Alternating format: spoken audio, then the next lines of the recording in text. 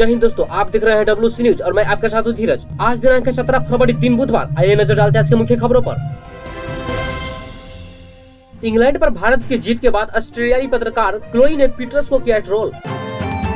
दूसरे टेस्ट में भारत की इंग्लैंड पर 317 रन से जीत पर ऑस्ट्रेलियाई क्रिकेट पत्रकार क्लोई अमेंडा बेली ने स्पंज बॉब स्मिथ के जरिए पूर्व इंग्लिश कप्तान केविन पीटर्स को ट्रोल किया है। उन्होंने पहले टेस्ट में इंग्लैंड की जीत पर पीटर्स के बयान "मैंने भारत की पहले ही इतना चेतावनी दी थी कि इतना जश्न न मनाया" को लेकर उन्हें ट्रोल किया है। ड्वेन जॉनसन ने कहा, अमेरिकी राष्ट्रपति का चुनाव लड़ने का विचार करूंगा। फॉक्स न्यूज के अनुसार अभिनेता ड्वेन जॉनसन ने कहा कि वह अभी अमेरिका राष्ट्रपति का चुनाव लड़ने पर विचार कर रहे हैं। उन्होंने कहा, अगर लोग ऐसा ही चाहते हैं तो मैं भविष्य में राष्ट्रपति का चुनाव लड़ने पर विचार करूंगा। 2017 में एक शो के दौरान उन्होंने कहा था कि वह राष्ट्रपति चुनाव पर गंभीरता से विचार कर रहे हैं। पश्चिम बंगाल चुनाव में कांग्रेस लेफ्ट गठबंधन का हिस्सा होंगी आरजेडी। रणधीर रंजन ने कहा, पश्चिम बंगाल चुनाव में कांग्रेस लेफ्ट गठबंधन का हिस्सा होंगी आरजेडी व एनसीपी। पश्चिम बंगाल कांग्रेस के अध्यक्ष सुधीर रंजन चौधरी ने कहा कि इंडियन सेकुलर फ्रंट यानी IFS, राष्ट्रीय जनता दल आरजेडी और नेशनलिस्ट कांग्रेस पार्टी यानी एनसीपी राज्य में आगामी विधानसभा चुनाव में कांग्रेस लेफ्ट गठबंधन का हिस्सा होगी। उन्होंने आगे कहा, हम इन सेकुलर दलों का सम्मान करते हैं, इसलिए हम इन पार्टियों के लिए कुछ सीटें छोड़ रहे हैं। कांग्रेस का आरोप, पेट्रोल डीजल के अतिरिक्त उत्पाद शुल्क में मोदी सरकार ने कमाए 20 लाख करोड़। कांग्रेस ने दावा किया है कि केंद्र सरकार ने पेट्रोल डीजल पर अतिरिक्त उत्पाद शुल्क लगाकर 20 लाख करोड़ का मुनाफा कमाया है। कांग्रेस ने कहा, ये पैसे कहाँ गए? आम भारतीय के पास या हमारे दो के पास? बकौल कांग्रेस, आम नागरिक की जेब खाली करने और अपने पूंजीपति दोस्तों के जेब को भरने के लिए बीजेपी सत्ता में आई थी। लग्जरी कार ब्रांड जगुआर 2025 से बनाएंगे सिर्फ इलेक्ट्रिक कारें।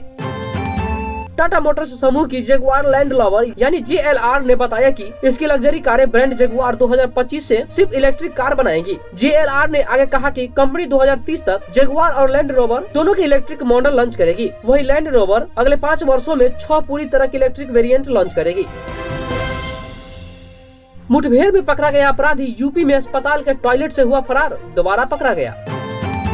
उत्तर प्रदेश के गौतम बुद्ध नगर में सोमवार को मुठभेड़ में पकड़ा गया विजय नामक अपराधी मंगलवार को जिला अस्पताल के टॉयलेट से खिड़की तोड़कर फरार हो गया, जिसके बाद सर्च ऑपरेशन के बाद उसे दोबारा पकड़ लिया गया। पुलिस के अनुसार विजय पर 24 जनवरी को 4 वर्षीय बच्चे का अपहरण कर हत्या करने का आरोप है।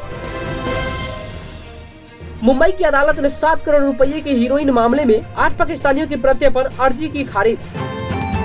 मुंबई की एक विशेष अदालत ने 2015 में कथित रूप से गुजरात तट के पास से 6.96 यानी लगभग 7 करोड़ की 232 किलोग्राम हीरोइन के साथ पकड़े गए 8 पाकिस्तानी नागरिकों की प्रत्यर्पण अर्जी खारिज कर दी गई है। आरोपियों के वकील के अनुसार ये आरोपी अंतर्राष्ट्रीय जल क्षेत्र में पकड़े गए थे और यह मामला इस अदालत से क्षेत्राधिकार से बाहर है।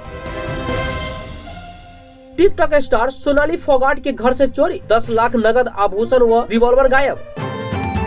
बीजेपी नेता व टिकटॉक स्टार सोनाली फोगाट के हिसार स्थित एक घर से आभूषण, लाइसेंसी रिवॉल्वर और 10 लाख नकदी समेत कई अन्य सामान चोरी हो गई है। बकौल फोगाट वो 9 फरवरी को घर में ताला लगाकर चंडीगढ़ गई थी और जब 15 फरवरी को लौटी तब ताले टूटे हुए थे। चोर CCTV कैमरों का DVR भी अपने साथ ले गए। सिंगापुर के प्राचीनतम हिंदू मंदिर के आभूषण गिरवी रखने वाले मुख्य पुजारी के खिलाफ आरोप तय। सिंगापुर के प्राचीनतम हिंदू मंदिर श्री मरियन्नम मंदिर के आभूषणों, जिसकी कीमत लगभग 10.9 करोड़ है, को गिरवी रखकर पैसे जुटाने के मामले में मंदिर के पुजारी कंदासामी के खिलाफ आरोप तय किया गया है। न्यूज एशिया के अनुसार कंदासामी का आधिकारिक विश्वासघात, कंदासारी पर आपराधिक विश्वासघात के 5 आरोप तय हुए हैं। दोषी पाए जाने पर पुजारी को 15 साल की सजा हो सकती है। दिल्ली दंगा मामले में गिरफ्तार उमर खालिद व शर्जील की न्यायिक हिरासत 1 मार्च तक बढ़ी।